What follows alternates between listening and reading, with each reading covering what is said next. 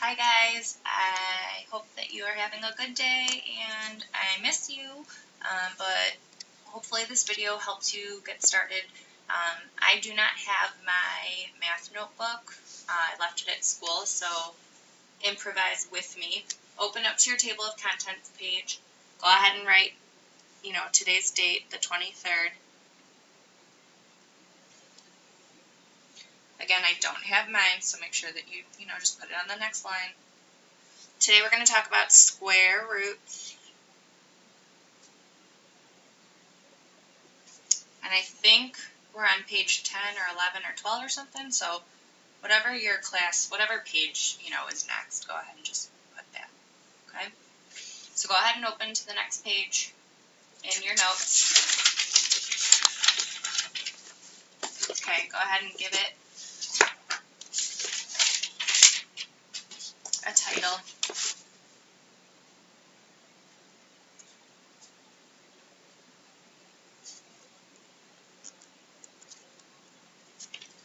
Label your page, whatever you're on. Alright, so a few things I want to talk about today with square roots to get you started. You're going to work on an activity worksheet with either you can work alone or you can work with your group members after we go through these brief notes. Your homework tonight is about square roots, but see me tomorrow at lunch or email me if you're really feeling confused. So let's start by just recapping what we've already learned with exponents. Okay, so we know that something like 3 squared really means 3 times 3, right? Our base is 3, our exponent is 2, so we're multiplying 3 by itself 2 times, giving me an answer of 9. Another example, 10 squared is really the same thing as 10 times 10, or 100, okay? So these numbers, these answers, 9 and 100, when we look at square roots, these are going to be numbers that we call perfect squares, okay? And I'll get to that in one moment. So just remember this term, perfect squares. It means that we got to this number because we squared a number. That's all it means. So let's think about the word square, okay? Do your best to draw a square. So popular. Okay? If this were a square, we know that squares have even sides. That means if this side was 1, this side would also be 1. Well, let's think what the area would be. What is 1 times 1? Yep, 1 square unit, or unit squared. Let's think about it if it had a side length of 2. Just do your best to draw it. Okay, if this were 2 and it's a square, I know that squares have even lengths on all the sides. If the height is 2, that means the length is 2. What's the area? 2 times 2, that means the area is 4 units squared. 2 units and 2 units. I have 1, 2, 3, 4 square, literally, units inside. Let's do one more example. 1, 2, 3.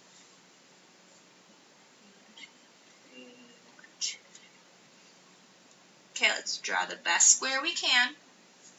Let's now say that our height is 3 units high, 3 units across. Pretend like these were all broken up. And hopefully you're starting to see why they're called squares. The area would be my length times my height, or 3 times 3 is 9 units squared. Hopefully you're seeing how multiplying a number by itself literally gives us square units. Okay? A perfect square is just that. It's a square that's perfect, and if it's perfect, it's because it has the same sides all around. Okay? I could keep going if, I had a lot of room. I could make 4 by 4, 5 by 5, 6 by 6. All of these things are going to give me perfect squares because their base and their height are the same number of units long. Okay? So that's really the basic understanding of why it's called these things. So now let's look at, what does the square root symbol look like? We talked about this the other day a little bit. The square root symbol looks like this. Okay? We start with a little, almost like a little tail or hook. We go down, up, and over. Okay? A number inside the square root tells me what I need to multiply by itself to get me this number. So we read this like the square root of 36. I know my math facts, and I know that 6 times 6 makes 36. So the answer is simply 6.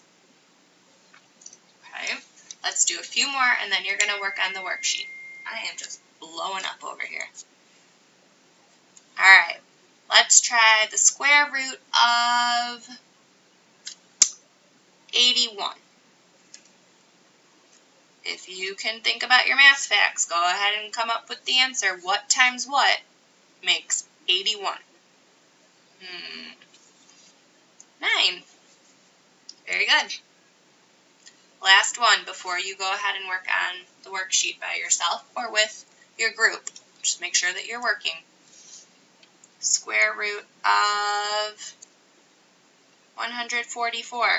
Ooh, yeah, you need to know your math facts.